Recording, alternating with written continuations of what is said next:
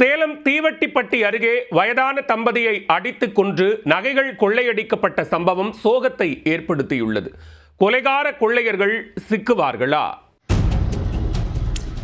சேலம் மாவட்டம் தீவட்டிப்பட்டி அருகே குண்டுக்கல் ராமப்ப கொட்டாய் பகுதியைச் சேர்ந்தவர்கள் ஜெயராமன், அமராவதி தம்பதி. இவர்களின் பிள்ளைகளுக்கு திருமணமாகிவிட்டதால் இந்த தம்பதி தனியாக வசித்து வருகின்றனர். 80 வயதை கடந்த ஜெயராமன், அமராவதி தம்பதி ஒரு வீட்டில் தனியாக வசித்து வந்தனர். வீட்டருகே வசிக்கும் பிள்ளைகள் அவர்களுக்கு தினமும் சாப்பாடு கொடுத்து வந்திருக்கின்றனர். வழக்கம் போல இவர்களுக்கு சாப்பாடு கொடுக்க வந்த பேரன் நவநீதன் இருவரும் கொலை செய்யப்பட்டு கிடப்பதைக் கண்டு அதிர்ச்சி அடைந்திருக்கிறார். தாத்தா ஜெயராமன், பாட்டி அமராவதி ஆகிய இருவரும் தலையில் கட்டையால் அடித்து கொல்லப்பட்டு கிடந்திருக்கின்றனர். மூதாட்டியின் காதில் இருந்த தோடு மூக்குத்தி கொள்ளையடிக்கப்பட்டிருப்பதும் தெரிய வந்தது. தகவல் அறிந்து சம்பவ இடத்துக்கு வந்த தீவட்டிப்பட்டி போலீசார் விசாரணை நடத்தி வருகின்றனர்.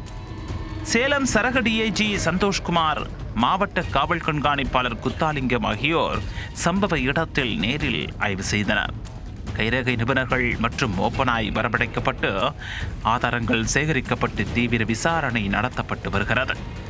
நகைக்காக மட்டுமே கணவன் மனைவி கொலை செய்யப்பட்டார்களா அல்லது வேறு ஏதேனும் காரணமா என்கிற கோணங்களில் தீவட்டிப்பட்டி போலீசார் தீவிர விசாரணை நடத்தி வருகின்றனர்.